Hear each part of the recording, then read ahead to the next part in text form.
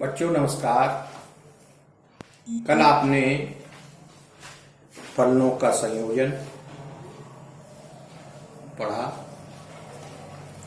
और उससे संबंधित कुछ उदाहरण दिए थे। आज मैं आपको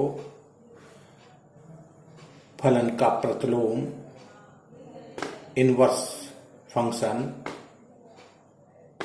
पढ़ाएंगे। व्युत्क्रमणीय फलन इनवर्सिएबल फंक्शन। इससे पहले हम पढ़ेंगे इनवर्स इमेज प्रतिलोम प्रतिबिंब।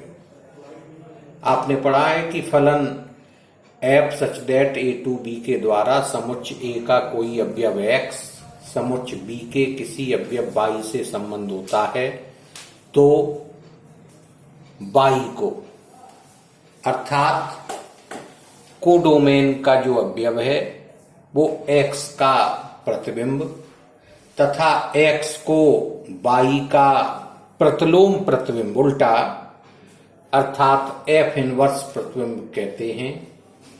तो x belongs to a, y belongs to b का f इनवर्स प्रतिबिंब है।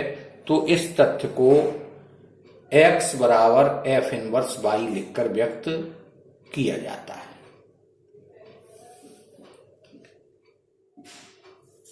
व्युत्क्रमणीय फलन इनवर्सिएबल फंक्शन। कोई फलन f है x टू y, ये व्युत्क्रमणीय कहलाता है, इनवर्सिएबल कहलाता है। यदि एक फलन g such that y to x, यहां जो सैडोमेन है वो डोमेन बन जाएगा और जो डोमेन है वो सैडोमेन बन जाएगा, व्युत्क्रम हो जाएगा। इस प्रकार अस्तित्व में है कि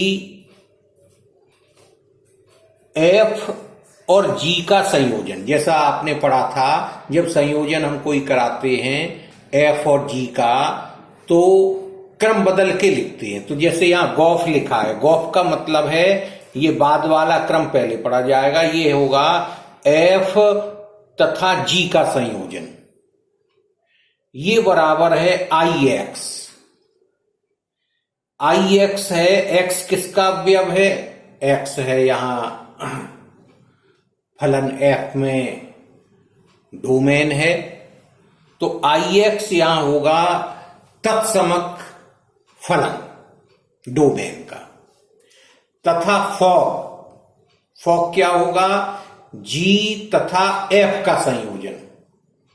जब g और f का संयोजन करेंगे तो इसका डोमेन, g का डोमेन यहां पहले जो बाद वाले क्रम पे लिखा उसका डोमेन है उसका तत्समक फलन। ये ध्यान दें कि जैसे यहां गॉफ लिखा है तो जो लास्ट में फंक्शन f है तो f के डोमेन का तत्समक, f का डोमेन x है तो x का तत्समक। और जब फॉग हम यहां लिखेंगे तो बाद में g है और g का डोमेन y है तो y डोमेन का तत्समक। तो फिर से आप देख लें कि दो फलन हैं, फलन तो यही है f। अगर इसका व्युत्क्रम हमें करना है तो एक g फलन होगा अस्तित्व में y टू x, जिसमें गॉफ बराबर ix डोमेन का तत्समक फलन और फॉग होगा यहां g के डोमेन या कह लो f के सैडोमेन का फलन का तत्समक। तो फलन g को फलन f का प्रतिलोम कहते हैं तथा इसको प्रतीक f इनवर्स से निरूपित करते हैं। तो y बराबर fx है, y बराबर fx यानी f फलन है तो x की इमेज y है तो y की प्रतिलोम इमेज x होगी। इसी प्रकार f को फलन g का प्रतिलोम कहते हैं तो इसे g इनवर्स से निरूपित करते हैं। तो f इनवर्स बराबर g और g f का प्रतिलोम है तो प्रतिलोम का प्रतिलोम f के बराबर होगा। तो जब हमें प्रतिलोम सिद्ध करना है, व्युत्क्रमणीय सिद्ध करना है तो एक तो प्रोसेज ऊपर जो दी थी कि गॉफ ix के बराबर और फॉग iy के बराबर हमें सिद्ध कर दें तो व्युत्क्रम होगा।